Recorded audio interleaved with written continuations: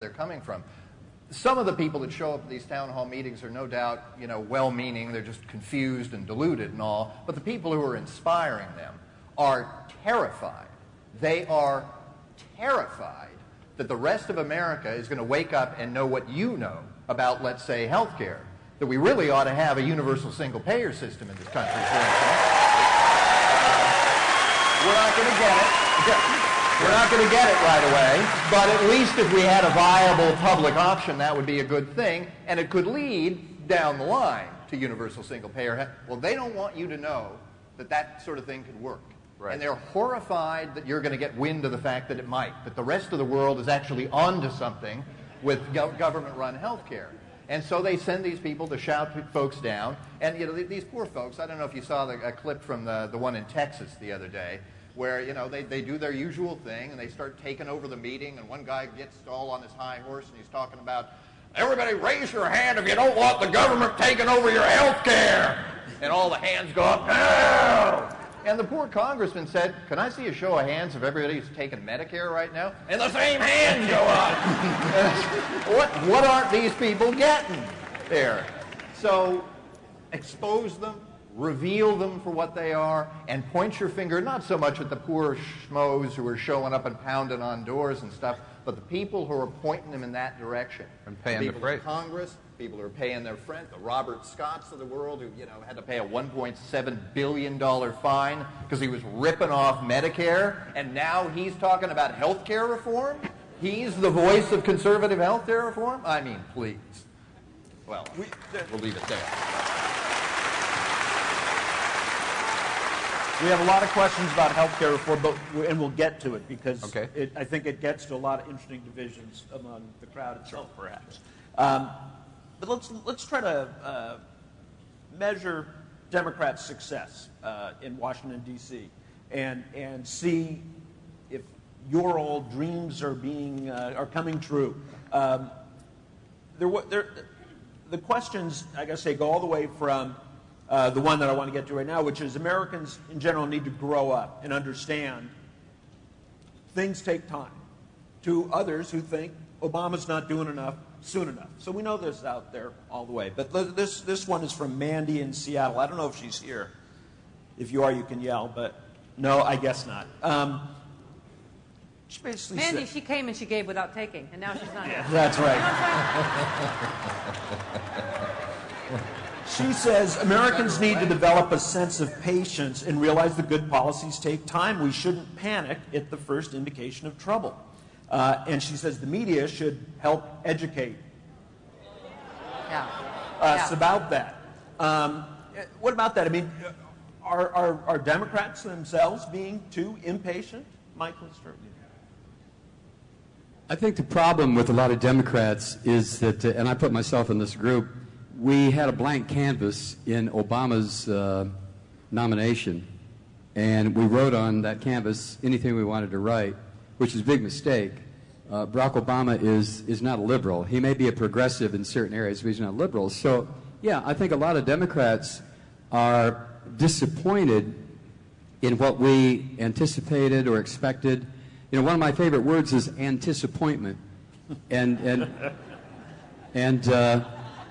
I think Obama kind of represents that. I mean, I still think that he is trying, but as far as America as a whole, yeah, we live in a country that is so easily jerked around, so easily led this way and then that way, and yeah, you know, it's media. I mean, what the hell? What else could it be? So it is media. What to do about it? I don't know. The attitude in Washington is what the attitude in Washington has been for a long time.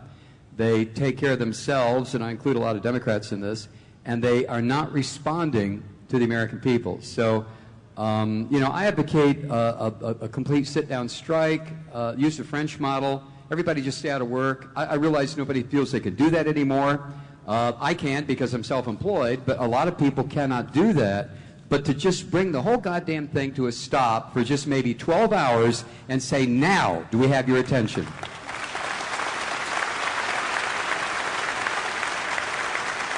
Tom, how much of this would you put right at the president's feet with all the attention that he and the campaign team put on the first 100 days?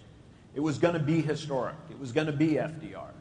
And it's tough to do 100 days these days. Well, FDR's first 100 days weren't all that historic. If you look back, Social Security wasn't passed in 33 in his first 100 days. It was passed in 35. Unemployment benefits, extended unemployment benefits, 35. The Wagner Act that allowed unionization is 35. It took him a couple of years. I mean, he ran on a platform of balancing the budget and reducing federal spending. And the first piece of legislation he introduced did both of those things. So it took FDR a while to figure out not so much to figure out, but to realize how much political power he had behind him. And I don't think that Barack Obama realizes the depth of the political power he has behind him yet. I've been very impatient and disappointed in a few things. I mean, going back to his FISA vote when he was still a senator, and yet there is a part of me, and I've very candidly shared this on the air with you, that thinks that this guy successfully navigated what most of us thought, what the world certainly thought, America certainly thought a year and a half ago was an impossible path for an African American with a middle name of Hussein to even be the nominee of the Democratic Party, much less be president of the United States of America, and did it brilliantly. And so I'm willing to, for the moment, for the next 3 or 4 months, as we see this stuff play out, suspend judgment and say, I'm assuming now he's playing chess, not checkers, and when you're playing chess with somebody, you don't know 7 moves ahead what they're thinking, and he's holding it close to his vest. I just saw just one small thing that makes me think this was I saw this really small story in I think it was the Washington Post a couple days ago about how the Senate has configured this piece of legislation that, when Reid puts the whole thing together, they're configuring it so it can be done by reconciliation. In other words, it will be impossible to filibuster. No big headline, no big announcement, nothing like that. I think my hope is he's going to get this thing up and he's just going to knock these guys' knees out. If he doesn't, then you're going to hear me yelling very, very loud. But I'm willing to give him the benefit of it. All right. Yeah,